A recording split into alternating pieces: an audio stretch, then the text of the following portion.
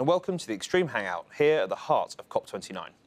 It's a pleasure to be joined today by Table Hussein, the Chief Strategy Officer at Pasha Holding, a leading Azerbaijani financial group known for its diverse offerings, commitment to sustainability, and active promotion of responsible practices.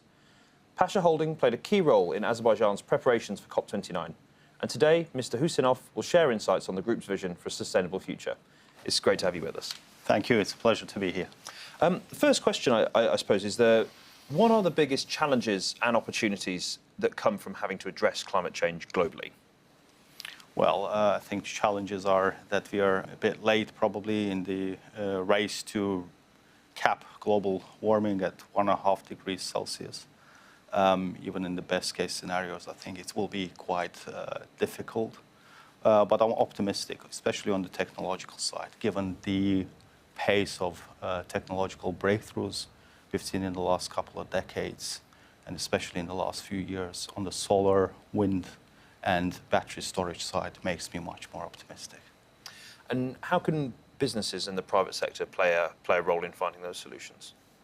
Well, I mean, businesses already playing a big role. If you look at the investments being made around the world in decarbonization and clean energy space, which has been a figure of $1.5 trillion last year. So just to remind everyone that this is higher than the investments we have on the fossil fuel side, which is around $1 trillion. This was primarily done by the private sector. Of course, there is a big role that governments play in terms of incentives and creation of the right mechanisms. But private sector is investing in areas that, first of all, economically viable. And this is the case with many countries around the world. When you look at the clean energy, for instance, or decarbonization, technologies of the decarbonizing the current industrial processes, for instance. But yeah, I think the private sector has been quite active. And how can Pasha Holdings support Azerbaijan's transition, and how Azerbaijan's addressing climate change? Azerbaijan, as you know, is an oil and gas country.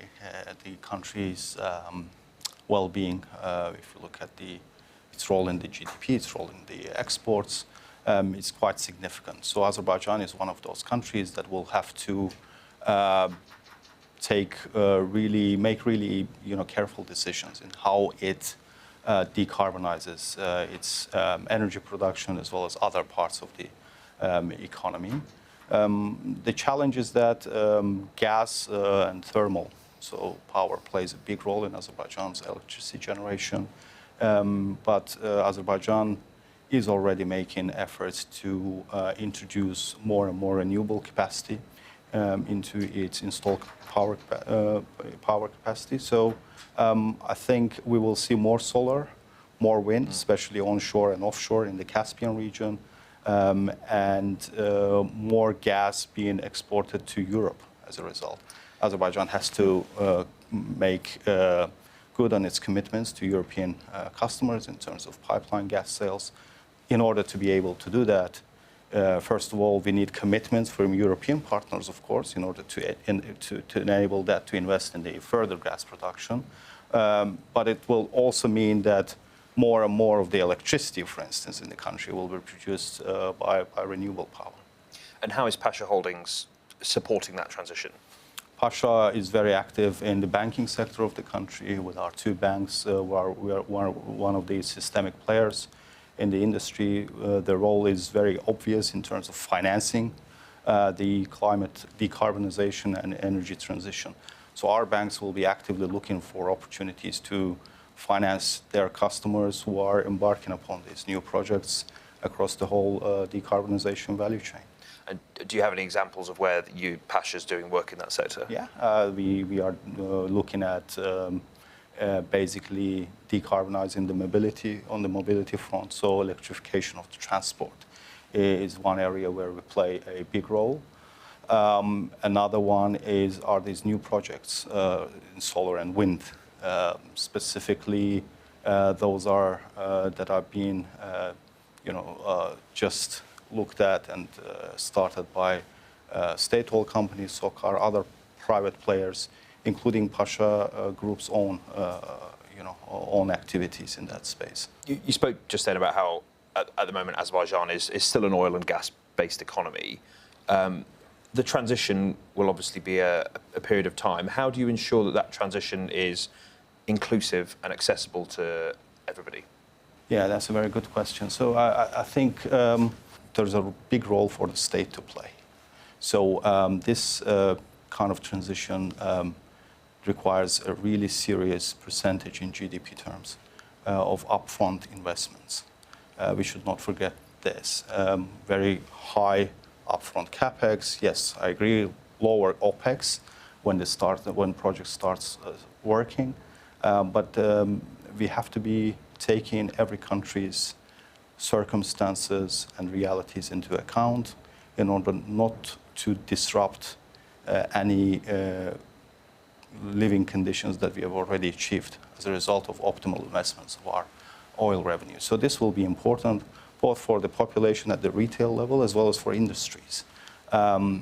We will be doing as much as possible in terms of decarbonizing industrial production. So I'm talking about steel, aluminium, fertilizer production, etc., as well as decarbonizing the grid itself and the production of electricity. But this has to be done in a balanced way, in my view, in order not to disrupt and create risks for the future of the economic stability in the country. Just to pick up on, you said there the role of government. So the Central Bank of Azerbaijan this week released its green taxonomy, which is effectively picking up on ways that the private sector can invest in sustainability. What are your views on that, and how particularly can the private sector invest in Azerbaijan's sustainability sector? Yeah, I think it's a very commendable work that the central bank, as the regulator of the financial services industry, has done with the taxonomy.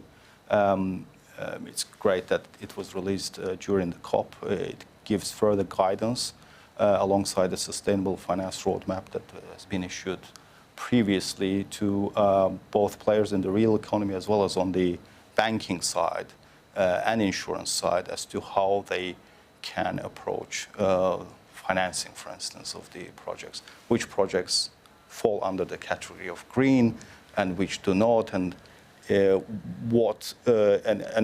go into the detail in each sector, all the relevant sectors, which is really helpful for our banks, for instance, to start really accelerating in their search and underwriting of this kind of projects. Azerbaijan, I mean, compared to many other countries, has a taxonomy. Many developed countries, including the G20, do not yet have this kind of taxonomy. So this kind of a dictionary is really going to be helpful. And I think this is not the end, it's just the beginning. And the central bank is likely to come up with further guidance on how to integrate the green agenda into the strategies of the financial services industry players, as well as into their risk management models.